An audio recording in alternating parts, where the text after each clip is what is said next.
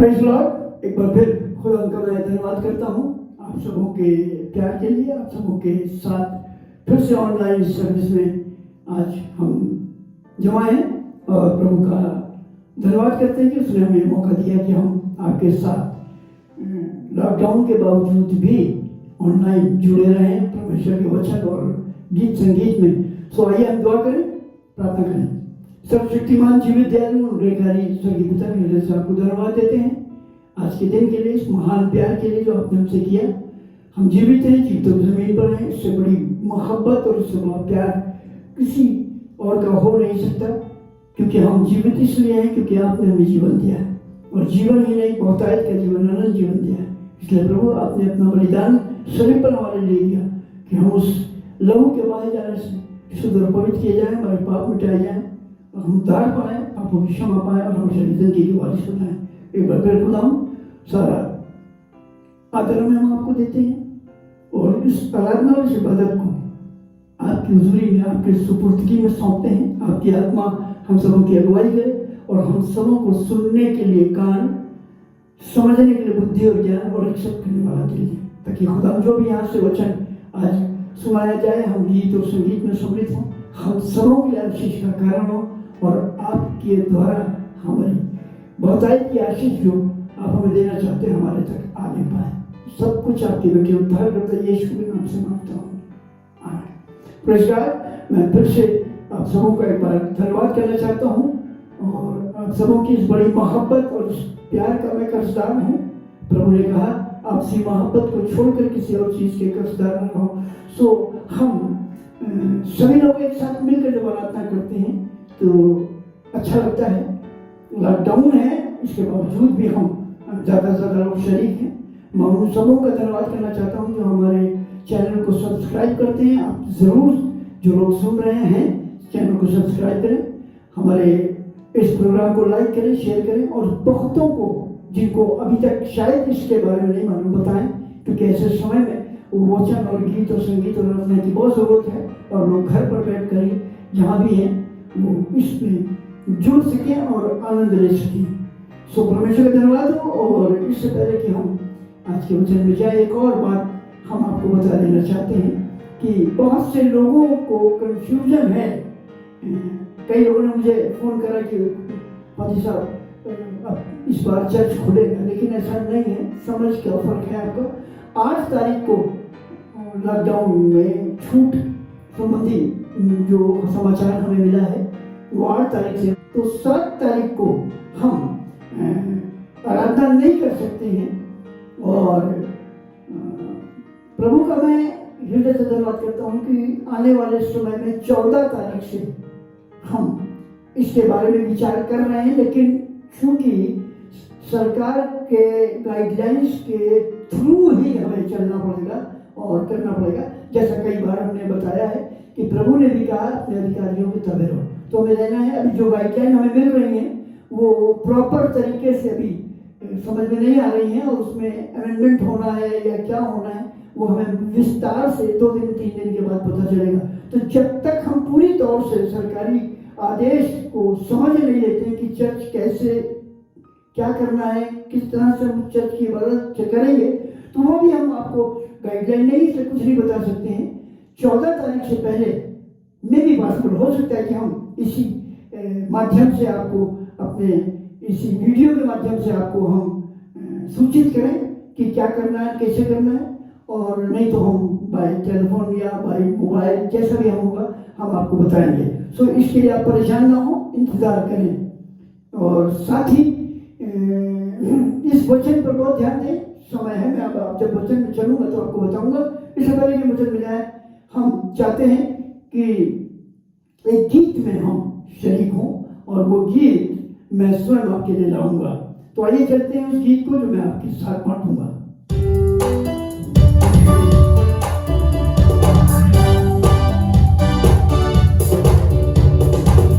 अपने जीवन को सच्ची आशा में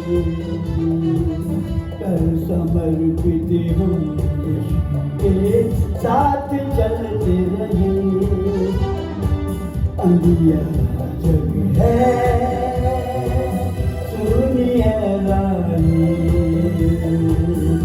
हाथ थामे हम यीशु के साथ चलते रहे अपने जीवन को सच्ची आशा में कर समर्पित हम यीशु के साथ चलते रहे अंधियारा जग है दुनिया राही हाथ थामे हम यीशु के साथ चलते रहे अपने जीवन को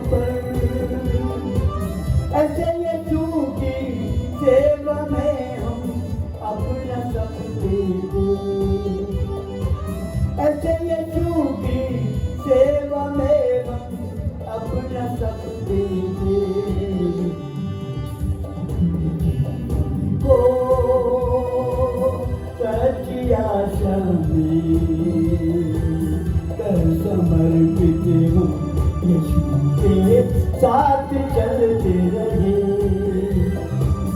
अंधियारा जग है सुनिए राही हाथ थामे हम यीशु के साथ चलते रहे अपने जीवन को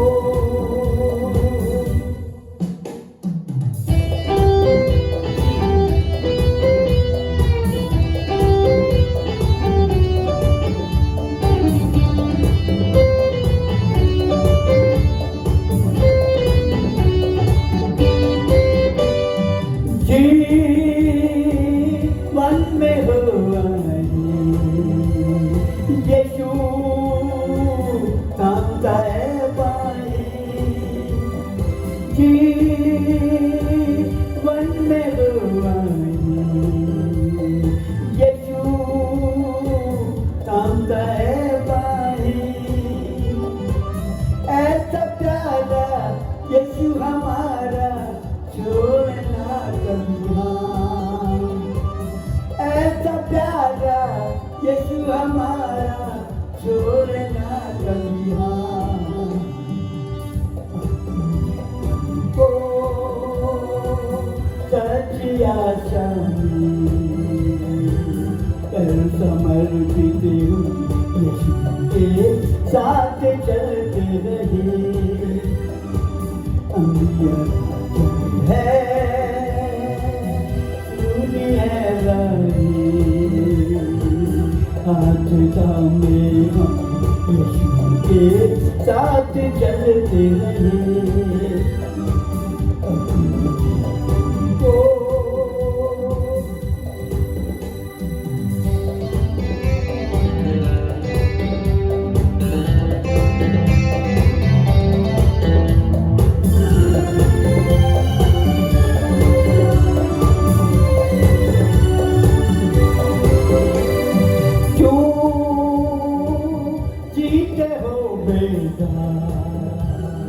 यीशु जीवन करे प्रसाद क्यों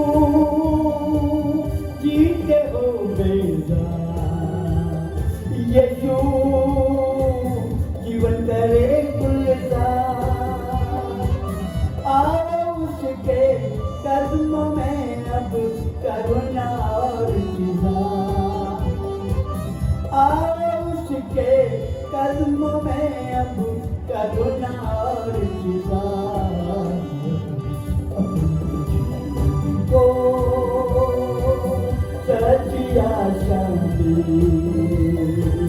करो समर्पित हम यीशु के साथ चलते रहे। अंधियारा है दुनिया वाली, हाथ थामे यीशु के साथ चलते रहे, साथ चलते रहे, साथ चलते रहे।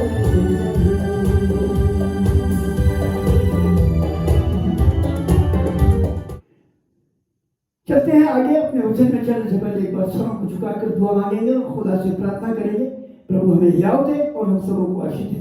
सर्वशक्तिमान जीवित दयालु प्रभु, आपने कहा बोलने वाले तुम नहीं मैं हूँ और आपका आत्मा हमारे अंदर होकर बोलता है। आपने कहा ये मत सोचो क्या बोलना है, जो बोलना बताया जाएगा।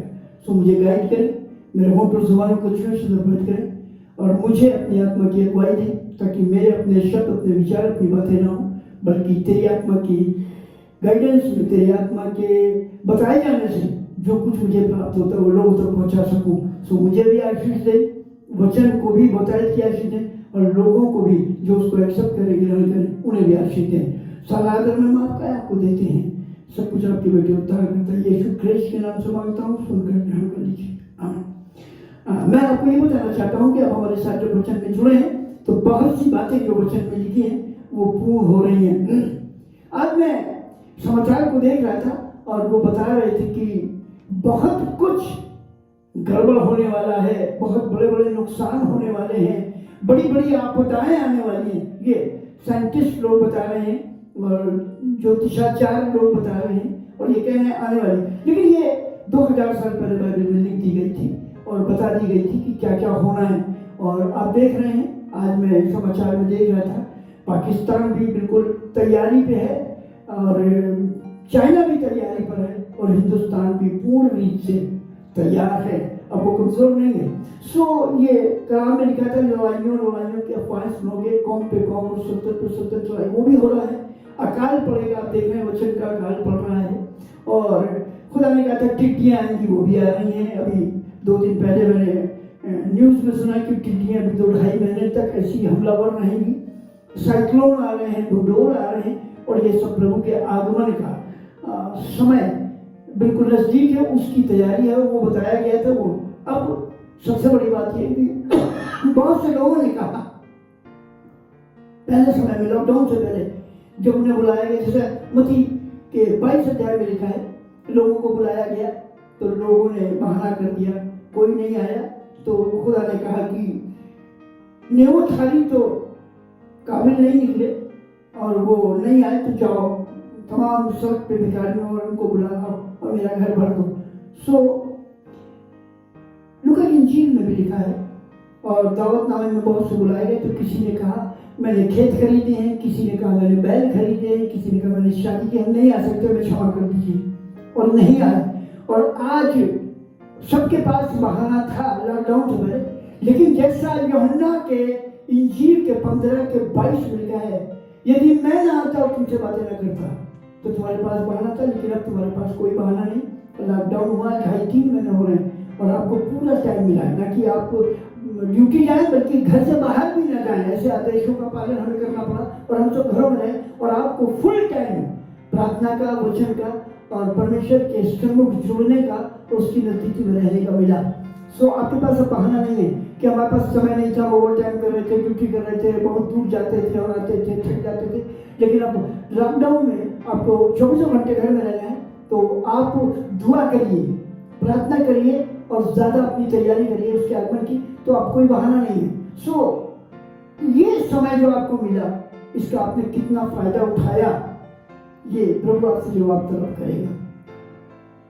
कलाम आमोस के 8:11 में लिखा है, अंत के दिनों में अकाल पड़ेगा, खाने पीने का नहीं, खुदा के कलाम को सुनने का। और इन दिनों में देख रहा हूँ लोग बावले हो रहे, उतावले हो रहे हैं चर्च आने के लिए, कलाम को सुनने के लिए, और जब मिलता था तो नहीं सुनता था। जैसे मिस्रियों को खुदा ने आसमानी खुराक दी, मन्ना दिया, तो वो कहने लगे ये निकम्मी खुराक है, हम खा खा के थके, हमें ये नहीं चाहिए, ये चाहिए, वो चाहिए। तो आपको मालूम है, पढ़ना है आपको तो पढ़ लीजिएगा, सब लिखा है। सो अब जब ये समय आया है तो लोगों के अंदर भूख प्यास जागी। तो चलते हैं आज के वचन की तरफ, और आपको मैं कोई नई बात लेकर नहीं आया हूँ, आपको थोड़ा सा समझाऊंगा और बताऊंगा। निकालते हैं दूसरा राजा उसका दूसरा अध्याय और उसके 19 पद से हम पढ़ेंगे। मैं जो विशेष खास आयतें हैं वो मैं आपको पढ़ के बताऊंगा, सुना भी दूंगा, और बहुत सी हैं जो मैं आपको सिर्फ बता दूंगा, आप घर में पढ़ सकते हैं। सो यहाँ पर लिखा है दूसरा राजा उसके दूसरे अध्याय के 19 पद में, उस नगर के निवासियों ने एलीशा से कहा, देख ये नगर मन भावने स्थान पर बसा है। ये खुदा का खादिम एलीशा के बारे में आप जानते हैं, जो एलिया का असिस्टेंट था, और खुदा ने उसे आशीष दी क्योंकि वो एलिया के साथ लगा रहा, और उसे अंत समय में जब आशीष पाने का मौका था उसे नहीं छोड़ा और बड़ी मेहनतों के साथ जुड़ा रहा और उसे आशीष मिली। तो अब वो जो मौजूदा जिन कामों के साथ इस्तेमाल हुआ है, तो वो लिखा हुआ है एलीशा ऐसी जगह पर पहुंचा जहां पर लोग जब जमा हुए तो उससे कहने लगे, देख ये नगर मन भावने स्थान पर बसा हुआ है। मन भावने स्थान पर बसा हुआ, जैसा मैंने आपको शायद कभी बताया हो, लोगों का ऐसा कहना, मैं तो कभी गया नहीं स्विट्जरलैंड, न मैंने वहां देखा है, लेकिन सुना जरूर है कि लोग कहते हैं दुनिया का स्वर्ग है वो स्विट्जरलैंड, इतना खूबसूरत है, मन भावना है। लेकिन अब मन भावना है तो वहां सिर्फ देखना ही मन भावना है, दुनियावी चीजें ही मन भावना है, या वहां पर कुछ रिलीजियस चीजें भी हैं, प्रार्थना की चीजें भी हैं, प्रभु की नजदीकी की चीजें भी हैं, ये नहीं मालूम। लेकिन यहाँ पर जो जिक्र आ रहा है वो एलीशा से लोगों ने कहा, देख ये नगर मन भावने स्थान पर बसा है। आज हो सकता है मेरे पास में मन भावने स्थान में अट्रैक्टिव चीजें, दुनिया का अट्रैक्शन हमें अपनी ओर खींच रहा हो, अपनी ओर आकर्षित कर रहा हो, और ऐसा है कलाम में भी लिखा है लोग उसी तरफ भाग गए, चौड़े मार्ग की तरफ भाग गए। मोती साथ में लिखा है चौड़े मार्ग की तरफ भाग गए। कलाम क्या कहता है, दुनिया की जो दिखावटी चीजें हैं, दुनिया का जो अट्रैक्शन है, वो खुदा के साथ हमें नहीं जोड़ सकता, खुदा की आशीषें हमें नहीं दिला सकता। आज हो सकता है बड़े बड़े, आपने कंट्रीज के बारे में सुना होगा, बड़े अट्रैक्टिव कंट्रीज थे, बहुत धनाढ्य कंट्रीज थे, बहुत बड़े बड़े उनके कहना चाहिए कि कार्य थे, उनकी बिजनेस थी, और यहाँ तक धनाढ्य थे कि दुनिया में शायद अपने आप को नंबर 1 में समझते थे धन की वजह से। इतना अट्रैक्शन उनके धन में और उनके अंदर था। लेकिन आपको मालूम है मत्ती 6:19 को अगर आप पढ़ेंगे तो मत्ती 6:19 में लिखा हुआ है, मैं थोड़ा सा 2-4 लाइनें आपको जरूर पढ़ के बता दूं ताकि आपको समझ में आए।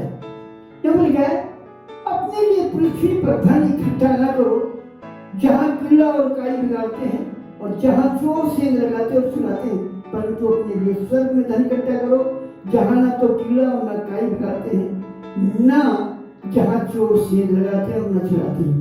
क्योंकि जहां तेरा मन है, जहां तेरा धन है, वहीं तेरा मन है। ऐसा लिखा हुआ है कलाम में। परमेश्वर के वचन में जो हमने पढ़ा, परमेश्वर के वचन को जब हमने देखा तो हमें लगा दुनिया का अट्रैक्शन, दुनिया की चीजें हमें परमेश्वर से अलग करती हैं और परमेश्वर से जुदा करती हैं। एक आयत और मैं आपको पढ़ के सुनाऊंगा, याकूब की पत्री उसका 5 अध्याय और उसके पहले पद से 2-3 पद है। हे धनवानों सुन तो लो, तुम अपने आने वाले क्लेशों पर चिल्ला करो, तुम्हारा धन बिगड़ गया, तुम्हारे वस्त्रों को कीड़े खा गए, तुम्हारे सोने चांदी में काई लग गई और वो काई तुम पर गवाही देगी और आग की नहीं तुम्हारा मांस खा जाएगी, तुमने अंतिम युग में धन बटोरा है। दुनिया के अट्रैक्शन, दुनिया के बिना देखें तो होने लगी थी, लॉकडाउन से पहले होने लगी थी बिजनेस की, मैं सबसे ज्यादा कमा लूं, मैं सबसे ज्यादा पैसा अर्न कर लूं, मैं दुनिया का नंबर 1 हो जाऊं, मैं दुनिया का नंबर 2 हो जाऊं। लेकिन कलाम कह रहा है तुम्हारा धन बिगड़ गया। और आपने सुना लॉकडाउन के बीच में कंट्रीज जो बड़ी घमंड से ऊंचा देखती थी और बड़ा पैसा था, आज वो इस लॉकडाउन के सबब से बिजनेस भी ठप हो गया, पैसा भी उनका खत्म हो गया और आज वो बहुत ही फाइनेंशियल वीक हो गए। सारी दुनिया का हाल ये है क्योंकि खुदा के कलाम में लिखा था तुम्हारा धन बिगड़ गया, सोने चांदी को काई लग गई। ये सब दुनिया में चल रहा है। जहां पर अट्रैक्शन होता है, जो चीजें अट्रैक्ट करती हैं वो हमें खुदा से आशीष नहीं दिला सकती। कलाम में लिखा है ज़बूर 34 में, जिन्होंने उस पर नजर करी, किस पर? यीशु पर। जिन्होंने उस पर नजर करी उनके चेहरे प्रकाशमान हो गए। आज अगर आप प्रकाशमान होना चाहते हैं तो खुदा से जुड़ जाइए। यहाँ लिखा है ये नगर मन भावने स्थान में बसा है जैसा मेरा प्रभु देखता है। इट मीन्स कि उन्होंने एलीशा को ये चीज दिखाई भी होगी, शायद एलीशा ने देखा भी होगा। अगर आप प्रेरितों के काम 19 अध्याय को पढ़ें तो वहां पर जिक्र आता है, पौलुस कहता है इफिसियों और कुरिन्थियों के अंदर कि मैं तुम्हारे पूजा स्थलों और तुम्हारे इस तमाम चीजों को देख रहा था, घूम घूम के देख रहा था, कह रहा था। और तब उसने वहां पर कहा क्या तुमने विश्वास करते समय पवित्र आत्मा पाया? उन्होंने कहा अपनी चर्चा नहीं सुनी। आज दुनिया के मन भावने स्थान में शायद हम हैं, लेकिन हमने प्रभु से क्या पाया? हमने प्रभु को जीवन कैसा लिया? यहाँ पर लिखा है जैसा मेरा प्रभु देखता है, ये मन भावने स्थान में। अब आपको एक जगह ले चलता हूँ। आदमी जब, इंसान जब मन भावनी चीजों को देखता है, क्या मिलता है? बड़ा कठिन चीजें हैं हमारे सामने, हम आपको पढ़ के सुनाते हैं। पैदाइश की किताब, उत्पत्ति की पुस्तक, उसका 13 अध्याय के 8 पद से, तब अब्राहम लूत से कहने लगा मेरे और तेरे बीच और मेरे और तेरे चरवाहों के बीच में झगड़ा ना होने पाए, क्योंकि हम लोग भाई बंधु हैं। क्या सारा देश तेरे सामने नहीं? सो मुझसे अलग हो। यदि तू बाईं ओर जाए तो मैं दाहिनी ओर जाऊंगा, और यदि तू दाहिनी ओर जाए तो मैं बाईं ओर जाऊंगा। तब लूत ने आंख उठाई। बहुत प्यारी आयत है जो खास जिस पे मैं टारगेट करना चाहता हूँ। ये अभी आपसे मैं बात कर रहा था दूसरे राजा के दूसरे राजा के 2 अध्याय के 19 पद में। वहां पर कह रहा है ये मन भावने स्थान पर है, ये नगर मन भावने स्थान पर है, और यहाँ पर उसी को मैं प्रूफ कर रहा हूं। यहां पर लिखा है तब लूत 10वां पद, पैदाइश उत्पत्ति 13 के 10 पद में, तब लूत ने आंख उठाकर यरदन नदी के पास वाली सारी तराई को देखा कि वो सब सिंची हुई है। जब तक यहोवा ने सदोम और अमोरा को नाश न किया था तब तक वे सोर के मार्ग तक वो तराई यहोवा की बाटी और मिस्र देश के समान उपजाऊ थी। सो लूत अपने लिए यरदन की सारी तराई को चुन के पूर्व की ओर चला गया और वो एक दूसरे से अलग हो गए। आपने सुना, आज इंसान को खुदा नहीं दिखता, खुदा के जीवन को पसंद नहीं करता, खुदा के जीवन में जुड़ना नहीं चाहता। वो दुनिया की लवाजमात, दुनिया की चीजों को पसंद करता है, एट्रैक्शन की तरफ खिंचता है, पैसे की तरफ खिंचता है। और यहाँ लिखा है लूत ने इब्राहिम को छोड़ दिया। लूत ने इब्राहिम को छोड़ दिया, मतलब और इस छोड़े जाने का मतलब ये कलाम से अगर आप इसको आत्मिक बात बताऊं तो इब्राहिम प्रभु को दर्शाता है, यीशु को दर्शाता है, खुदा को दर्शाता है। और लूत दुनियावी इंसानों को, हम में और आपको दर्शाता है। हम बहुत जल्दी अट्रैक्शन में फंस जाते हैं, एडिक्टिव चीजों की तरफ चले जाते हैं और छोड़ देते हैं। आपको याद है, मैंने बताया है और आपने पढ़ा भी है, आपको स्मरण कराता हूँ, निकलवाऊंगा नहीं, बताऊंगा। खुदा यीशु मसीह ने जब वो अपनी सेवकाई में दुनिया में था तब उसने तमाम लोगों के पास जाकर कहा मेरे पीछे हो रहे, अपना सब कुछ छोड़कर मेरे पीछे हो रहे। और वो अपना सब कुछ छोड़कर उसके पीछे हो रही है और उन्हें आशीष मिली। खुदा के शागिर्दों ने रास्ते में चलते हुए उससे पूछा यीशु एक बात बता दे। उसने कहा बताओ। उन्होंने कहा कि हमने तो तेरे लिए अपना घर द्वार, अपने बीवी बच्चे भाई बहन सारी दुनिया को छोड़ दिया, हमें क्या मिलेगा? खुदा ने कहा इस दुनिया में 100 गुना और ऊपर अनंत जीवन, हमेशा की जिंदगी। आज आपको अगर दुनिया का अट्रैक्शन मिलेगा तो फॉर दैट सम टाइम, थोड़े समय, कुछ देर का। और कलाम को अगर आप पढ़ें तो कलाम में लिखा है और तुम्हें उस रोशनी और उस चमक में थोड़ी देर चलना अच्छा है। ये अट्रैक्शन खत्म हो जाएगा, दुनिया खत्म हो जाएगी। अभी हमने आपको बताया धन बिगड़ गया, जो लिखा गया तो बहुत पहले धन बिगड़ गया। सोना चांदी में काई लेके आएगी। आज इंसान भूख से मर रहा है, सोना चांदी की तो बात ही छोड़ दीजिए, आज जो हो रहा है। मगर जिन्होंने खुदा पे नजर करी और जिन्होंने अपना सब कुछ छोड़ के खुदा पे नजर करी, मत्ती 6:33 में लिखा है, पहले धर्मराज की खोज करो तो सब वस्तुएं मिल जाएंगी। क्या वस्तुएं? वो ऊपर नीचे, अगर आपने तुझसे ऊपर और नीचे पढ़ेंगे तो सब बातें लिखी हुई है। लूका के 18 अध्याय को पढ़ेंगे, एक इनकम टैक्स ऑफिसर, एक वसूली करने वाला, महसूल लेने वाला व्यक्ति था ज़कैया, और उसने अपना सब कुछ छोड़ दिया। और जब छोड़ के उसके पीछे आया, उसके साथ आया और उससे जुड़ गया, तो उसने अपना सब कुछ छोड़ दिया और उसने कहा, मैंने जो भी कमाया, जो मेरे पास है, आधा गरीबों को दे देता हूँ और जिनसे नाजायज दिया उनको 4 गुना लगा देता हूँ। और जैसे इसने कहा, खुदा ने कहा, आज ही इस घर में नजात आई है। हालेलुया! आज इस घर में नजात आई है। सलीब पर एक डाकू ने कहा, जब तू अपने राज में होना मुझे याद करना।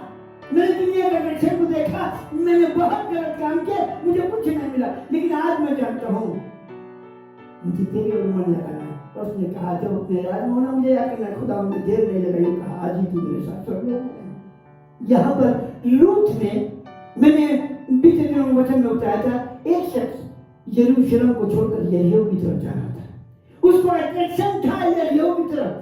चौके मार्ग में वहां पर सारी चीजें दुनिया भी थी, लेकिन यरूशलेम में खुदावन था, उसकी नजदीकी थी और आत्मिक आशीष थी।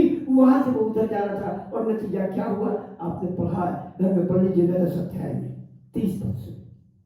कलाम क्या कहता है? परमेश्वर कहता है, लूत ने अब्राहम को छोड़ दिया और उसके पास से चला गया और उसने उससे कह दिया, तो तू दाएं जाए तो मैं बाएं जाऊंगा। उसे चाहिए था कि उसको इब्राहिम के साथ आशीष मिली, उसी के साथ जुड़ा रहना चाहिए था। मैं तुझे नहीं छोड़ूंगा। अगर आप लूत के बारे में पढ़ें, अगर आप याकूब के बारे में पैदाइश की किताब में पढ़ें, अगर आप इसी एलीशा के बारे में पढ़ें, तो इनको मौका मिला और इन्होंने मौके को उचित फायदा उठाया। रूथ ने कहा, उसकी साथ ने कहा, तू जा अपने देवता में, अपने घरों में, अपने रिश्तेदारों में चल जा। उसे कहा, नहीं, मैं तुझे छोड़कर नहीं जाऊंगी, जहाँ तू जाएगी मैं जाऊंगी। तेरा खुदा मेरा खुदा होगा, तेरे लोग मेरे लोग होंगे, जहाँ तू मरेगी मैं मरूंगी। और आपको मालूम है, खुदा ने इतनी बड़ी आशीष दी कि उसके जरिए खुदा यीशु मसीह दुनिया में आया। सिर्फ ये बेहतरीन बातें हैं।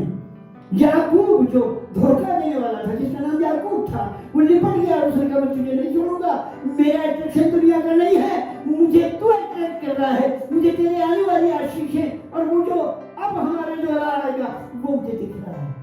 और उसने उसे नहीं छोड़ा, तब खुदा ने उसे आशीष दी और उसका नाम इस्राएल हो गया। एलीशा से कहा, मांग, इससे पहले कि मैं उठा लिया था। क्या मांगता?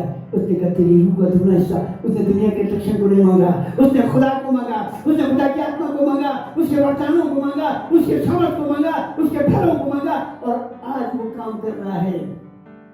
और आपको बताती हूँ एक बहुत प्यारी आयत इसी उत्पत्ति की पुस्तक के 12 अध्याय के पहले पद से। यहोवा ने अब्राहम से कहा, अपने देश और अपनी जन्मभूमि और अपने पिता के घर को छोड़कर उस देश में चला जा जो मैं तुझे दिखाऊंगा, और मैं तुझसे एक बड़ी जाति बनाऊंगा और तुझे आशीष दूंगा और तेरा नाम बड़ा करूंगा और तू आशीष का मूल होगा। और जो तुझे आशीर्वाद दे उन्हें मैं आशीष दूंगा और जो तुझे कोस से मैं शाप दूंगा और भूमंडल के सारे को तेरे द्वारा आशीष पाएंगे। Praise the Lord. मैं खुदा का धन्यवाद करता हूँ। इब्राहिम दुनिया के अट्रैक्शन में, अपने घर वालों के अट्रैक्शन में, अपनी प्रॉपर्टी, अपने मकान, अपने देश के अट्रैक्शन में नहीं घुसा। उसने खुदा की ओर नजर की और जिन्होंने उस पर नजर की उसकी चेहरे प्रकाशमान हुए और वो सब कुछ छोड़कर बिना हील हुज्जत के, बिना वाद विवाद के, बिना सोचे समझे उसने खुदा के कलाम पर विश्वास किया और उसने कहा, जो बुला रहा है वो संपन्न करता है। हालेलुया। आज मैं बताने जा रहा हूँ, इसको बहुत ध्यान से सुनिएगा। ये नगर मनभावने स्थान पर बसा है जैसा मेरा प्रभु देखता है। लेकिन अब आपको बताना चाहता हूँ, ध्यान से सुनिएगा, जो अट्रैक्टिव चीजें हैं, जो खुदा से दूर करने वाली चीजें हैं, जो दुनिया के अंदर की चीजें हैं, जो खुदा के प्रेम से अलग करने वाली चीजें हैं, वो बुरी है। यहाँ पर लिखा है, जैसा मेरा प्रभु देखता है, परंतु पानी बुरा है। देखा आपने, इतना अट्रैक्टिव शहर है, इतना खूबसूरत शहर है, अच्छी जगह पर बसा है, लेकिन पानी बुरा है। अगर आज की तारीख में आप किसी भी कंट्री में जाएं, किसी भी शहर में जाएं, अपने कानपुर में या उत्तर प्रदेश में या इंडिया में, जहां भी सब कुछ है और पानी ठीक नहीं है, तुम्हारे में सब बेकार है। पानी ठीक होना चाहिए। और अब आपको बताना चाहता हूं आत्मिक बात क्या है। आत्मिक बात क्या है, ये पानी है क्या, ये मैं आपको बता दूं। प्रकाशित वाक्य उसका 17 अध्याय और उसके पहले पद को मैं आपके लिए पढ़ता हूं। और जिन 7 स्वर्गदूतों के पास वे 7 कटोरे थे, उनमें से एक ने आकर मुझसे कहा कि इधर आ, मैं तुझे उस बड़ी वेश्या का दंड दिखाऊं जो बहुत से पानियों पर बैठी है। आपको मालूम ये पानी क्या है? ये पानी दुनिया और दुनिया के लोग हैं। ये संसार और संसार के लोग हैं। जाति और जातियों का समूह है। जाति और भाषा और सारे लोग इसमें शरीक हैं। वो पानी क्या है? खराब है। आज दुनिया के अंदर ज्यादा लोग आपको बुरे और खराब मिलेंगे, जो शायद आपके विरोध में होंगे, आपके साथ मददगार नहीं होंगे, वो सेल्फिश होंगे और अपने हिसाब से काम करेंगे। ये दुनिया का पानी है। ये दुनिया के लोग हैं जो बुरे हैं। और वो खुदा के कलाम को अगर आप पढ़ रहे हैं, आपको मालूम है लिखा है पानी बुरा है, पानी बुरा है। अब आगे सुनिए, और उससे आगे की बात बहुत खतरनाक है। लिखा हुआ है और भूमि गर्भ गिराने वाली है। भूमि गर्भ गिराने वाली है। अब आप देख लीजिए, खुदा के कलाम को अगर आप पढ़ रहे हैं, खुदा के कलाम को अगर आप पढ़ रहे हैं, तो 113 ज़बूर के 9 पद में लिखा है वो बांझ को आनंद करने वाले बच्चों की मां बनाता है। और यहाँ पर शैतान क्या कर रहा है? शैतानी ताकतें क्या कर रही हैं? शैतानी कार्य क्या हो रहे हैं? बांझ बना रहे हैं, गर्भ गिरा रहे हैं। और आज पॉपुलेशन कम करने के लिए तमाम तरीके अपनाए जा रहे हैं। लोग बुरे हैं। कलाम क्या कह रहा है? गर्भ गिराने वाले। लेकिन अब आप यहाँ पर थोड़ा सा मैं आपको आत्मिक बात बताऊंगा, और वो ये बात है कि हमें और आपको इन लोगों के बीच में जहां पानी बुरा है, कुछ करके दिखाना पड़ेगा। कैसे दिखाना पड़ेगा? यिर्मयाह 13:20 में लिखा हुआ है वो छोटा झुंड जो तुझे दिया गया था कहां है? आज इस छोटे झुंड को प्रार्थना का समूह बनाकर दुआ करने की जरूरत है। और आगे की बात आपको बताऊं, उसने कहा एक नए प्याले में नमक डालकर मेरे पास ला, क्योंकि यहाँ का पानी बुरा है, लोग बुरे, तो यहाँ पर अब प्याले की जरूरत पड़ी है। प्याला छोटे से हिस्से को दिखाता है, छोटी चीज को दिखाता है। प्याला बाल्टी मंगा सकता था, ड्रम मंगा सकता था, सोते को मीठा करना था, नमक थोड़ा सा, प्याला छोटा सा। और आज वो कह रहा है एक प्याले में नमक ले आओ। और ये प्याला दर्शाता है छोटे समूह को, छोटे समूह को। कलाम में लिखा है लूका 12:32 में, छोटे झुंड मत डर, क्योंकि तेरे पिता को भय है कि तुझे राज दे। और ये प्याला छोटे समूह को दिखाता है जो फास्टिंग प्रेयर करने वाले हैं, प्रार्थना करने वाले हैं। अमाल के 12 बार को पढ़ेंगे तो वहां लिखा है पतरस जब जेल खाने में था और दूसरे दिन मारे जाने पर था।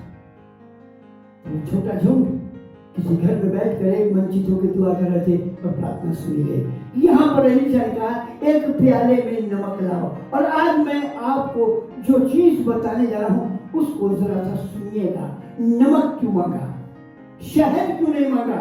शक्कर क्यों नहीं मांगी? और कोई चीज, आटा क्यों नहीं मांगा? मैदा क्यों नहीं मांगा? एक जगह अगर आप देखेंगे तो इसी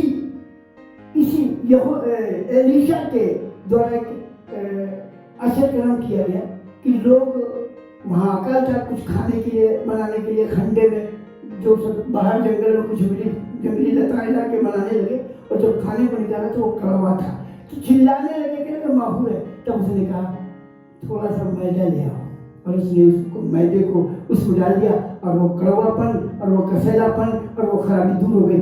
मैदा डाल के ठीक कर दिया। लेकिन यहाँ पर वो ये कह रहा है एक प्याले में नमक लाओ, बाल्टी में नहीं लाओ। छोटा झुंड, एक मंचित वाले लोग आज अगर इस शहर के लिए प्रार्थना करेंगे, आज अगर इस पानी को जो खराब है, आज जो बुरा है, जो आज शाप है, जिसमें शाप है, जो बच्चे गिरते हैं, आज उनकी बर्बादी हो रही है, वो गुनाह में गिर रहे हैं।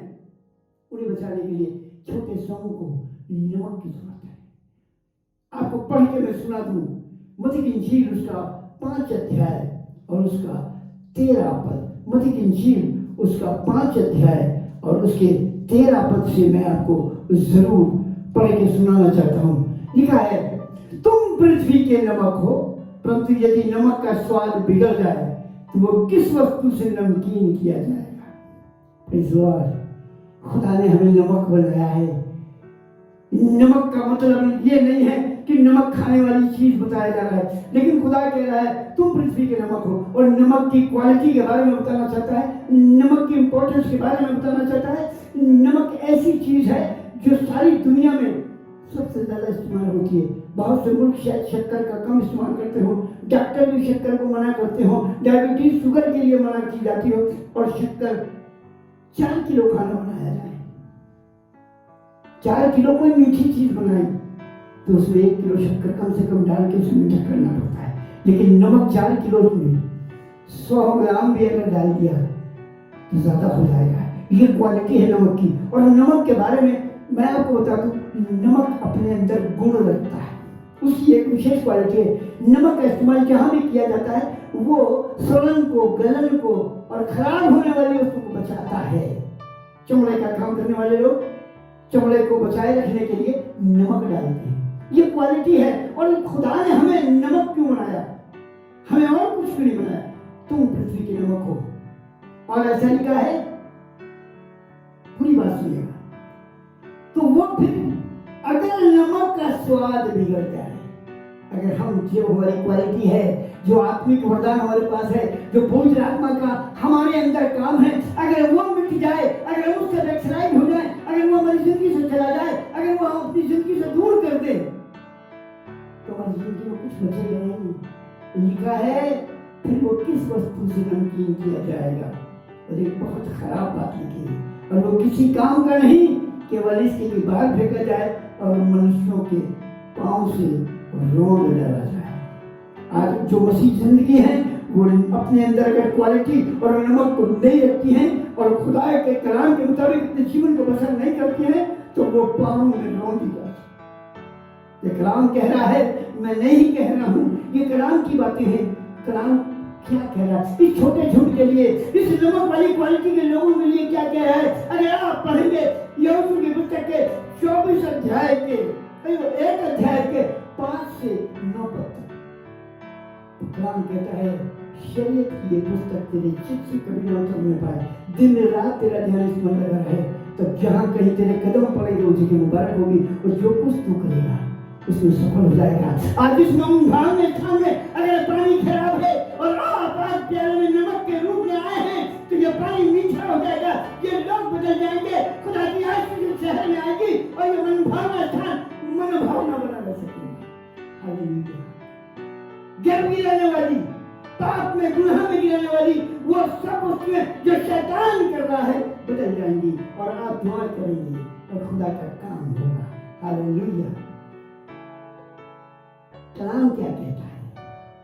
होशे नबी की पुस्तक के 9 अध्याय के 14 पद को मैं आपके सामने जरूर पढ़ूंगा। होशे नबी की पुस्तक उसका 9 अध्याय उसका 14 पद। हे यहोवा, उनको दंड दे। तू क्या देगा? ये कि उनकी स्त्रियों के गर्भ गिर जाए और स्तन सूखे रहेंगे। यदि तुम आज उसकी आवाज न सुनो, अगर आज तुम उसकी आवाज को न सुने, ज़बूर 50:22 में लिखा है, पसवाए खुदा के भूलने वालों, ये बात भली प्रकार सोच लो, ऐसा ना हो कि मैं तुम्हें फाड़ डालूं और कुछ छोड़ा वाला हूं। अब बहाना नहीं है। इब्रानी की पुस्तक के 10 अध्याय में और 12 अध्याय में पढ़ेंगे तो वहां लिखा है 29 पद में और 31 पद में, दोनों जगह पढ़ लीजिएगा। 10 और 12 अध्याय में लिखा है, मेरा खुदा भस्म करने वाले आ गए। उसके जिंदा खुदा के हाथों को ना भयानक बात है। आज लोगों को समझ में नहीं आ रहा है। खुदा काम करना चाहता है और ये चाहता है आप प्याले के नमक हो जाइए। आप छोटे झुंड, आपको खुदा ने चुना है कि वो तुझे आशीष दे, दूसरों के लिए आशीष दे, बीमारों के दुआ करना चाहिए हो जाए, बच्चों को डॉक्टर से निकल जाए, बड़े बड़े मौज अजीब काम हो, आपको ये इजाजत उसने दी है। छोटे प्याले में नमक आ गया, आगे क्या है? तब वो चल के सोते के पास निकल गया और उसमें नमक डालकर कहा, यहोवा यूं कहता है कि मैं ये पानी ठीक कर देता हूं। Praise Lord, praise Lord. खुदा कह रहा है तुम दुआ करोगे और मैं सुनूंगा, तुम जमीन में बांधोगे मैं आसमान में उसको पूरा कर दूंगा। जमीन में बांधोगे आसमान में बन जाएगा, जो तुम मेरे नाम से मांगोगे मैं तुम्हें दूंगा। यहां पर ऐसे कह रहा है, एलीशा ने उस सोते में नमक डाल कर कहा, यहोवा यूं कहता है कि मैं ये पानी ठीक कर देता हूं। और आपके हाथों को खुदा ने बल दिया है, अगर आपकी नमकीनी नहीं गई है और आपके अंदर नमक है, आप क्वालिटी हैं, तो आपके काम खुदा करेगा। कैसे करेगा? कुछ सेक्रीफाइस भी करना पड़ेगा। यहोशू 24:15 में अगर आप पढ़ेंगे तो वहां लिखा हुआ है, यहोशू के 24:15 को पढ़ेंगे तो वहां लिखा हुआ है, उसने कहा आज तुम चुन लोगे तो किसकी सेवा करोगे। ये कलाम है, मैं पढ़ के आपको सुना दूं। यहोशू 24:15 मैं आपको पढ़ देता हूं, बहुत ध्यान से सुनिएगा। और यदि यहोवा की सेवा करनी तुम्हें बुरी लगे तो आज चुन लो कि तुम किसकी सेवा करोगे। चाहे उन देवताओं की जिनकी सेवा तुम्हारे कुल का मानव दुष्पार करते थे, चाहे मार्गों की देवताओं की सेवा करो जिस देश में तुम रहते हो, परंतु मैं तो अपने घराने समेत यहोवा ही की सेवा नित्य करूंगा, रोज करूंगा, डेली करूंगा। अगर आप नमकीनी को नहीं जाने देना चाहते हैं, आप अपनी गिफ्ट को, अपने वरदान को नहीं खोना चाहते हैं, तो शरीयत की पुस्तक से न उतरने पाए, दिन रात आपका ध्यान इसी में रहना है, तब आप एलीशा से भी बड़े काम कर पाएंगे। यीशु मसीह ने वादा किया है, उसने कहा तुम मुझसे भी बड़े काम करोगे। और कलाम कहता है, पतरस जब जाता था, प्रेरित 5 अध्याय को पढ़ के तो लिखा है, उसके शैडो की तरफ जिधर परछाई पड़ती थी, लोग बीमारों को डाल देते थे और वो उस शैडो के पड़ने से चंगे हो जाते थे। प्रेरित 19 में लिखा है, और पौलुस जब जाता था तो लोग उसके बदन से कपड़े, मोजे, रुमाल और सारी चीजें छुआकर दूसरों पे लगाते थे, बीमारों पे लगा देते थे और वो चंगे हो जाते थे। आज ये क्वालिटी आपके अंदर है, ये नमक आपके अंदर है, ये नमकीनी आपके अंदर है, तो आप शराब को, आप गुनाह को, आप गंदगी को, नाराजगी को आप दूर करेंगे, आप दुआ करेंगे और वो सुनेगा और आप आशीष देंगे। कलाम में भी मैंने 12 बात में बताया था, जिन्हें तुम आशीष दोगे मैं आशीष दूंगा। Hallelujah, praise Lord. खुदा के कलाम को मैं अगर आपको बताने लगूं, ये शायद 53 में लिखा है, वो तुच्छ जाना गया। अगर मैं आपको 2-4 आयतें बहुत जल्दी पढ़ के सुना दूं तो अच्छा लगेगा आपको, सुनिएगा बहुत ध्यान से। यशायाह नबी की पुस्तक है, उसका 53 अध्याय और उसके यशायाह नबी की पुस्तक के 53 अध्याय के 3 पद को मैं आपके सामने पढ़ रहा हूं। वो तुच्छ जाना चाहता और मनुष्यों का त्यागा होता, वे दुखी पुरुष था, रोग से उसकी जान पहचान थी और लोग उससे मुंह फेर लेते थे। वो तुच्छ जाना गया और हमने उसका मुंह लेना जाना। खुदा की आत्मा का मूल आपने नहीं जाना, आप नमक बनाए गए, आपने उसकी नमकीनी का मूल्य नहीं जाना। आपको उस सोते में डालकर खुदा कहता है मैं इसको मीठा कर देता हूं, आज आपने उसको नहीं बचाना। एक और आयत में आपके लिए लाता हूं, इसी के 52 के 14 पद को मैं आपके सामने बताता हूं। जैसे बहुत से लोग उसे देखकर चकित हुए, क्योंकि उसका रूप यहाँ तक बिगड़ा हुआ था कि मनुष्य का जानना पड़ता था। उसकी सुंदरता भी आदमियों की सीमा रह गई थी, इसलिए अट्रैक्ट नहीं कर पाया। लोग उससे अट्रैक्ट नहीं हुए, रूपोश हो गए, मुंह घुमा के चले गए और कह रहे इसे शरीर चढ़ा दो। आज हमने दुनिया को मांग लिया, दुनिया को चुन लिया, वो आया, वो अपने घर आया और उसके अपने उनसे ग्रहण नहीं किया क्योंकि उनके काम बुरे थे। इसी यशायाह नबी के पुस्तक के 51 अध्याय के 23 पद में लिखा है, और मैं उसे तेरे उन दुख देने वालों के हाथ में दूंगा जिन्होंने तुझसे कहा लेट जा कि हम तुझ पर पांव धरकर आगे चले, और तूने औंधे मुंह गिरकर अपनी पीठ को भूमि पर आगे चलने वालों के लिए सड़क बना दिया। हालेलुया। आज आपको नमक बनाने के लिए, आज आपको पाप से छुड़ाने के लिए, आज आपकी क्वालिटी को मेंटेन करने के लिए, आपको दानों और जानों से भरने के लिए शरीर पर उसने अपना भरना तमाशा बना दिया। खुदा का ये काम देखिए कि वो उससे कह रहा है हो सके तो प्यारा कहता है, लेकिन मेरी मर्जी नहीं तेरी मर्जी। और खुदा अपने लोगों को दुनिया में बचाना चाहता था, इसलिए उसने अपने बेटे इकलौते बेटे परम पवित्र को इस दुनिया में भेज दिया। फिर भी आपने उसका मूल्य न जाना। एक आयत में आपके सामने और पढ़ना चाहता हूँ, इसी के 50 अध्याय के 6 पद। मैंने मारने वालों को अपनी पीठ और मूंछ नोचने वालों को अपने गाल दिए, अपमानित होने से और थूकने से मैंने मुंह न छिपाया। फिर भी आज हम उसकी आशीष को इग्नोर करते हैं, उसकी आशीष को भूल जाते हैं और उसके नमकीनी को अपने अंदर बना के नहीं रख पाते हैं।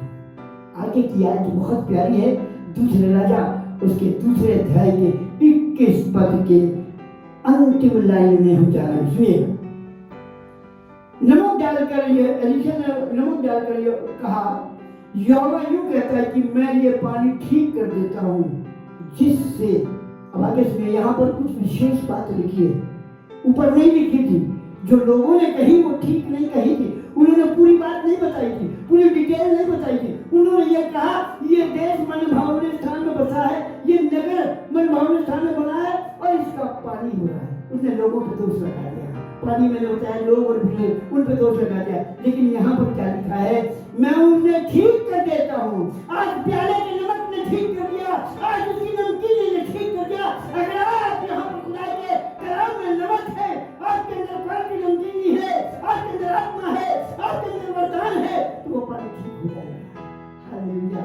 खुदा कहता है ये पानी ठीक कर देता हूँ, जिससे वो फिर कभी मृत्यु, बहुत इंपॉर्टेंट बात भूल गए थे वो लोग बताने वाले, यहाँ पर खुदा कहता है और खुदा के दास को आत्मा मिलता है, तो वो कहता है वो फिर कभी मृत्यु व गर्भ गिरने का कारण न होगा, क्योंकि 113 ज़बूर उसके अंदर मैंने भी आपको बताया था। खुदा के कलाम में परमेश्वर 113 ज़बूर के 9 पद में वो बांझ को आनंद करने वाले बच्चों की बात बनाता है। आपकी दुआ सुनिए, हालेलुया, प्रेज़ गॉड।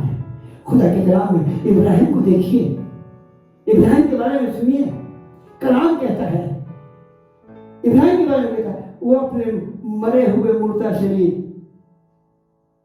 और सारा के लिए कहता है उसका भी शरीर ऐसे ही था। कलाम कहता है, नहीं मिलता है, उस पर भी उसने विश्वास किया और उसने आनंद करने वाले बच्चों की भावना किया और आज संसार उसमें आशीष पाता है। Praise God. आखिरी बात 22 पद में लिखा है, बहुत खूबसूरत बात लिखी, एलीशा के इस वचन के अनुसार सारा पानी ठीक हो गया और आज तक ऐसे ही है। हालेलुया, फॉरएवर ऐसा रहेगा, जिन्हें तुम आशीष दोगे मैं आशीष दूंगा। Praise God. पानी ठीक हो गया, लोग ठीक हो गए। अगर आज आप इस दुनिया में अपने आप को नमक बनाकर दर्शाना चाहते हैं, जकरिया 23 में कहा है, तब 10 लोग तेरे वस्त्र के छोर को पकड़ कर कहेंगे हम भी तुम्हारे साथ चलेंगे, क्योंकि हमने तुम्हारे जीवन में यीशु को देखा है और ये नमक है, ये क्वालिटी है जो लोग देखकर तुम्हारे पास आएंगे। नमक की एक विशेषता है, सारी दुनिया में शक्कर शायद न बिकती होती, लेकिन नमक बिकता है और इसके बावजूद भी खुदा का इंतजाम देखे, उसने नमक को बहुत सस्ता कर दिया है। अगर आज की डेट में नमक 500 रुपए किलो हो जाए, 1000 रुपए किलो हो जाए, तो उसके बगैर काम नहीं चलेगा। थोड़ा ही थोड़ा डालेगा हल्का, लेकिन खरीदेगा नमक, शक्कर नहीं खरीदेगा। हालेलुया। अगर आप नमक हैं तो हर आदमी को आपकी जरूरत है, अगर आप प्रार्थना वाले हैं तो हर व्यक्ति को आपकी जरूरत है, बीमारों को आपकी जरूरत है, दुष्टात्मा से सताए लोगों को आपकी जरूरत है, ईमान में कमजोरों को आपकी जरूरत है, दुआ करने की जरूरत है। Hallelujah, praise the Lord. मैं खुदा का धन्यवाद करता हूँ। अगर आपके अंदर नमकीन है तो आप अमाल प्रेरित उसके 3 के 19 को पढ़ेंगे, वहां पर लिखा है, बस लौट आओ कि तुम्हारे पाप मिटाए जाएं और खुदा की हुजूरी से तुम्हारे सम्मुख विश्रांति के दिन आए। क्या आप चाहते हैं कि लोग आशीष पाएं, लोगों के जीवन में विश्रांति के दिन आए, लोग खुदा की खुशी और आनंद को प्राप्त करें, खुदा के कलाम को सुनकर आपकी ओर एक्टिव हो। इसलिए मन फिराओ, 3 के 19, इसलिए मन फिराओ लौट आओ कि तुम्हारे पाप मिटाए जाएं, जिससे प्रभु के सम्मुख विश्रांति के दिन आए। हालेलुया। अगर आप चाहते हैं तो मैं आपको ये बताना चाहता हूँ, आपकी क्वालिटी को आप मेंटेन करें, आप अपनी नमकीन को मेंटेन करें। ना हो कि अगर आपकी नमकीनी चली जाए तो फिर किसी वस्तु से आप नमकीन नहीं किए जा सकते। कलाम में लिखा है, इब्रानी की पत्री के 12 अध्याय में लिखा है, और तब सबने रो कर सुबह तौबा करनी चाहिए, लेकिन उसे मौका नहीं मिला। आज मौका है, आज लॉकडाउन है, आप दुआ कर सकते हैं, आप प्रार्थना कर सकते हैं, खुदा की हज़ूरी में रह सकते हैं, खुदा के साथ चल सकते हैं, उसके नाम को ऊंचा कर सकते हैं। अगर आपकी जिंदगी के अंदर सामर्थ और वरदान है तो लोग आपसे आशीष पानी आपके पास दौड़ेंगे। एक आयत आपके लिए और बहुत बेहतरीन है, और वो बहुत बेहतरीन आयत है। पहला राजा 18 अध्याय और उसकी 21 पद को मैं पढ़ूंगा। पहला राजा 18 अध्याय और उसकी 21 पद को मैं आपके सामने पढ़ूंगा। सुनिए। और एलिय्याह सब लोगों के पास आकर कहने लगा, तुम कब तक दो विचारों में लटके रहोगे? यदि यहोवा परमेश्वर हो तो उसके पीछे हो लो, और यदि बाल हो तो उसके पीछे हो लो। लोगों ने एक भी उत्तर उसके विषय में न दिया। आज चुन लीजिए, आप नमकीन रहना चाहते हैं या आप वो पानी जो बुरा है?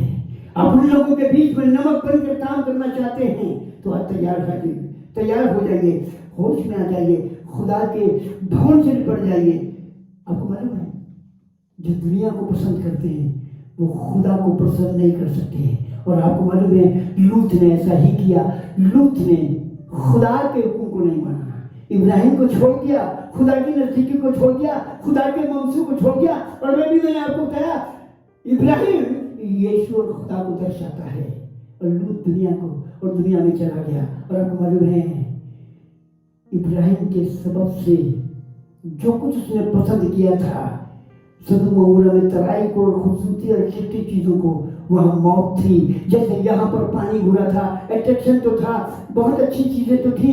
यहाँ पर भी आपने देखा, लूत ने देखा, वो तराई अदन वाटिका की मानी थी, लेकिन वहां पर खुदा नहीं था, उसकी आशीष नहीं थी, वहां नमक नहीं था, नमकीन करने वाले लोग नहीं थे। और जब वहां पर खुदा ने उसे बर्बाद करने की सोची तो इब्राहिम ने कहा, अगर वहां 50 हो तो 40 हो तो 30 हो तो 20 हो तो अंत के बोला 10 हो तो वहां पर आपको 10 लोग भी नहीं थे, नमकीन करने वाले एक भी नहीं थे। वो शहर बचा था, लेकिन वहां थे कहाँ? योना की पुस्तक में लिखा है, नीनवे शहर में। और वो पूरा शहर रात टाट में बैठ गया, उपवास करने लगा, तौबा करने लगा, और वो पूरा शहर बचा दिया गया। हालेलुया। अगर आप भी हमारे देश को बचाना चाहते हैं, हमारे शहर को बचाना चाहते हैं, हमारे इस उत्तर प्रदेश को बचाना चाहते हैं, तो आपका नमक काम आएगा। और इस घर के अंदर आप दुआ करें, आप अपने घर के अंदर दुआ करें और खुदा से मिलते रहें, और अपनी नमकीनी को लोगों में छोड़ें और उस क्वालिटी को लोगों के बीच में लाएं, और खुदा आपको बेहतरीन आशीषों के साथ अपनी महिमा और जलाल का गवाह बनाएगा। मैं खुदा का धन्यवाद करता हूँ कि वो अपने लोगों को प्यार करता है। एक अंतिम बात कहकर खत्म करूंगा। व्यवस्था विवरण और उसका 4 अध्याय और उसके 29 और 30 पद को मैं पढ़ूंगा, और उसके बाद मैं खत्म करूंगा। सुनिएगा, बहुत प्यारी बात है, बहुत ही खूबसूरत बात है। अगर आप प्रचार करेंगे, आपके अंदर नमक है और आप नमकीनी बातों को लोगों के बीच में रखेंगे, तो खुदा क्या कहता है? व्यवस्था विवरण 4 का 29 और 30, परंतु वहां भी यदि तुम अपने परमेश्वर यहोवा को ढूंढोगे तो वो तुमको मिल जाएगा। शर्त यह है कि तुम अपने पूरे मन से और अपने सारे प्राण से उसे ढूंढो। अंत के दिनों में जब तुम संकट में पड़ो और ये सब विपत्तियां तुम पर आ पड़ेंगी, तब तुम अपने परमेश्वर यहोवा की ओर फिरो और उसकी मानना, और वो हालेलुया, वो हमें आशीष देगा और बचाएगा। आपकी प्रार्थनाओं से मेरे अजीज भाई और बहनों, आपकी प्रार्थनाओं से, आपके नमक से लोग आपकी ओर अट्रैक्ट होंगे और यीशु के पास आएंगे, और यीशु उन्हें आनंद देगा, हमेशा की जिंदगी देगा, पापों को क्षमा देगा। हालेलुया। ये खुदा इस समय बहुत कुछ बताना चाहता हूँ। ये बहुत बड़ा विषय है, बहुत सी बातें याद आती हैं, बहुत सा कलाम में इसके बारे में लिखा, लेकिन हम इस समय बाउंड हैं, बंधे हुए हैं, हमारे हाथ बंधे हुए हैं क्योंकि लॉकडाउन में, और हम ऑनलाइन सर्विस में हैं, इसलिए ज़्यादा समय आपको नहीं। जब कभी खुलेंगे हम जब भवन में जमा होंगे तो आपको बेहतरीन बातें बताएंगे और सेकंड कमिंग के बारे में बताएंगे और जो दुनिया में हो रहा है और जो आगे होने वाला है उसके बारे में बताएंगे। आइए खुदा उनका धन्यवाद करें और उसकी मेहरबानी और उसके प्यार को हम प्रभु से मांगे। इस समय जब मैं बीमारों के लिए दुआ करूंगा और अपने देश के लिए, अपने उत्तर प्रदेश और शहर के लिए दुआ करूंगा, कोरोना वायरस के लिए दुआ करूंगा, दुष्ट आत्माओं के लिए दुआ करूंगा, इससे पहले हम एक गीत में जाएंगे और वो गीत भाई जेरस पैट्रिक आपके लिए लाएंगे।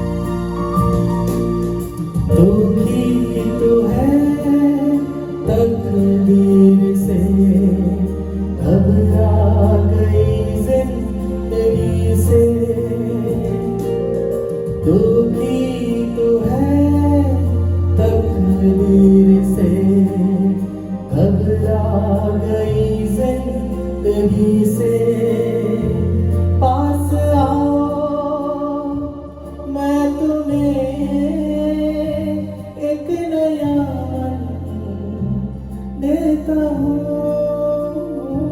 पास आओ, मैं तुम्हें एक नया मन देता हूँ, देता हूँ, देता हूँ।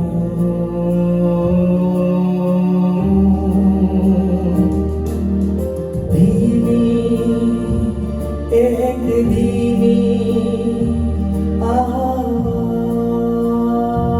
आ रही है सूली से, सूली से, सूली से।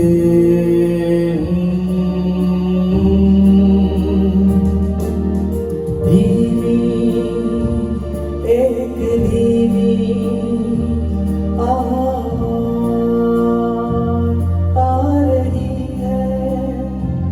सूली से, सूली से,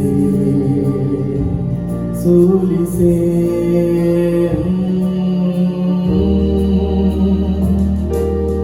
धीमी, एक धीमी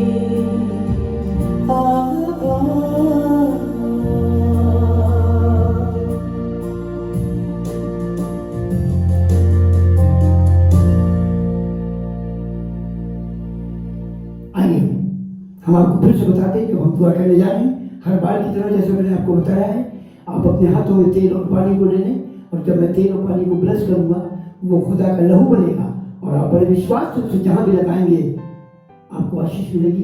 बीमारों को लगाएंगे वो चंगाई पाएंगे, बदबुएं भाग जाएंगी, और वो घर जहां पर उसका इस्तेमाल किया जाएगा शैतान उन घरों को खाली कर देगा और उस घर में यीशु का निवास होगा। आइए हम पहले तेल और पानी के लिए दुआ करें, फिर कोरोना वायरस के लिए दुआ करेंगे, और उसके बाद बीमारों को, और उसके बाद दुष्ट आत्माओं के लिए दुआ करेंगे। जब हम दुआ कर रहे हैं बीमारों के लिए, तो जो लोग विश्वास से हमारे साथ जुड़ना चाहते हैं, मैं चंगा करने वाला नहीं हूँ, मेरा यीशु, और आपकी प्रार्थनाएं आपको चंगा करेंगे। और खुदा यीशु उसी के वचन में लिखा है, तुम्हारे विश्वास के द्वारा तुम चंगे हो जाओगे। और जितने लोगों को चंगा करना पूछा, क्या तू विश्वास करता है? उसने कहा प्रभु, उसने कहा तेरे विश्वास के मुताबिक हो जाए। तो जब हम दुआ करेंगे तो आप अपने हाथों को अपनी बीमारी पर रख सकते हैं तो रखेंगे, नहीं तो अपना दाहिना हाथ सीने पर रखेंगे, अपना हाथ दाहिना सर पर रखेंगे, और खुदा उनसे प्रार्थना करेंगे। घुटने भी टेक सकते हैं, खड़े भी हो सकते हैं, हाथ भी उठा सकते हैं, जहाँ पर भी आप हैं। और इस समय प्रार्थना में जब हम जुड़ेंगे तो परमेश्वर आपको आशीष देगा। पहले हम तेल और पानी के लिए दुआ करेंगे, और उसके बाद फिर बीमारों के लिए और कोरोना के लिए। सर्वशक्तिमान जीवित दयालु प्रभु, इस समय हम तुझसे विनती निवेदन किया चाहते हैं, क्योंकि तेरा अधिकार मेरे पास है। तूने अपने दास होने के नाते मुझे यह अधिकार दिया कि तुम बीमारों के ऊपर हाथ रखो, वो चंगे हो जाएंगे, तेल मल के दुआ करो, वो चंगे हो जाएंगे। लेकिन ऐसे समय में जब हम किसी के सर पे हाथ नहीं रख सकते, किसी के तेल नहीं लगा सकते, लेकिन खुदाऊं हम तेरे वायदे को याद दिला सकते हैं। तूने कहा और हो गया, और जो बातें नहीं तूने ऐसे बुलाया वो यकीन है।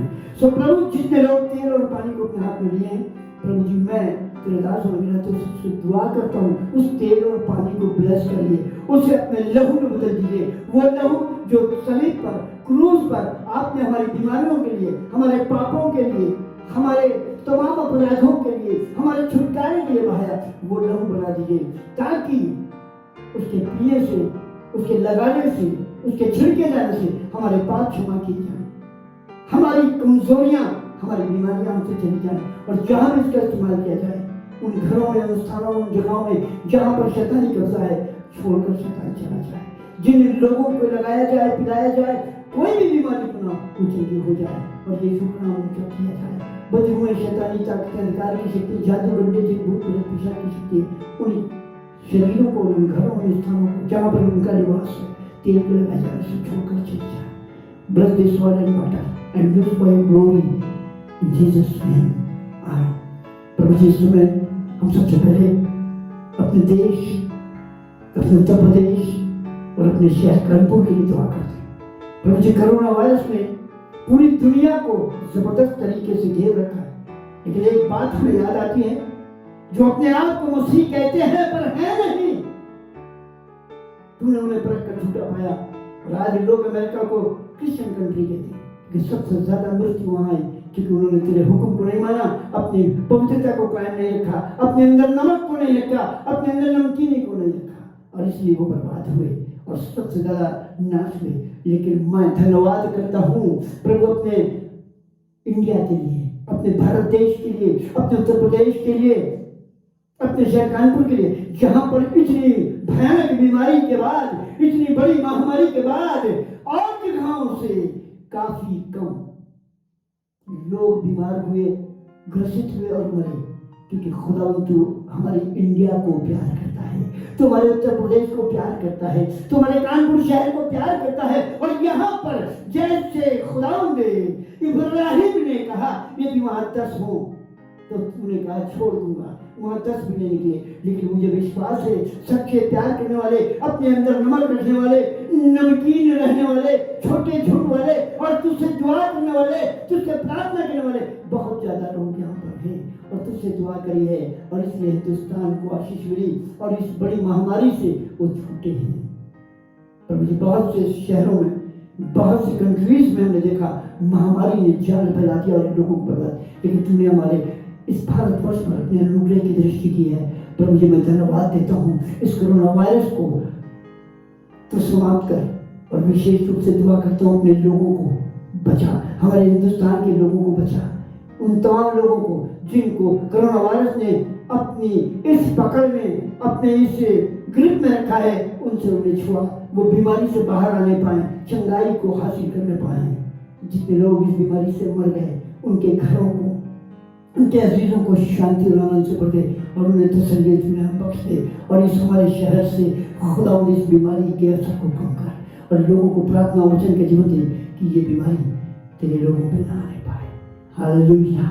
खुदा मैं तेरा धन्यवाद करता हूँ उन तमाम डॉक्टर्स के लिए, नर्सेस के लिए, उन तमाम हेल्थ डिपार्टमेंट के लोगों के लिए जो इस कोरोना वायरस की लड़ाई में हमसे ज़्यादा आगे हैं और वो इस लड़ाई में हमारी अगुवाई में मदद कर रहे हैं। हमारे बीमारों को वो दवा दे रहे हैं, छूने उनके साथ हैं, भले उनकी भी जानें खतरे में हैं। और बहुत से लोग इस दुनिया में उस खतरे में फंस के इस दुनिया से कुछ भी कर गए, लेकिन खुदा उनको बचा।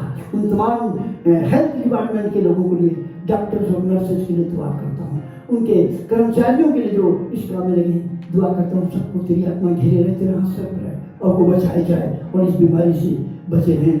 हमारे पुलिस डिपार्टमेंट को, बड़े से छोटे कर्मचारी तक सबको तेरे नाम में छिपाता हूँ और दुआ करता हूँ जब वो इस काम को करने में हमारी अगुवाई में मदद करते हैं, उन्हें भी बचा, उनको भी अपने हाथों से संभाल, उनको स्पर्श कर और ये बीमारी उनको छू न सके और वो तेरी महिमा के गवाह बने और वो तेरे आनंद को सराहने पाए।